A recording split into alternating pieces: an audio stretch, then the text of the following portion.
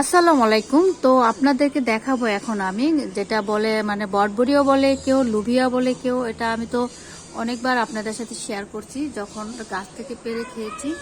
এই দেখেন, এই হলো বটবড়ি। তো এটা দিয়ে আমি আবার গাছ তৈরি করব এই বিচির থেকে। তো এটা শুকায় গেছে, আমি ইচ্ছা করে বিচিগুলো রেখে দিয়েছিলাম যে আবার গাছ তৈরি করতে পারি। তো দেখেন, এখানে দুইটা আমি রেখে দিয়েছি, এই দুইটা আমার মোটামুটি শুকায় গেছে। হ্যাঁ, তো এখান থেকে বিচি দিয়ে আমি গাছ তৈরি করব।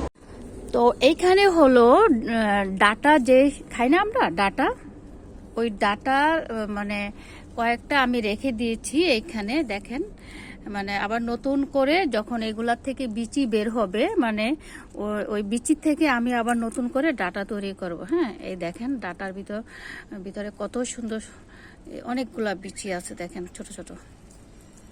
এই যে এইখানে দেখাবো কিছু সরিষা গাছ, মানে সরিষা তেল তুলি না আমরা, সরিষার তেল যে খাই, এই সরিষা শাক বলি। বেশিরভাগ দেশ গ্রামে এইগুলা বেশিরভাগ হয়ে থাকে, খাওয়া হয়।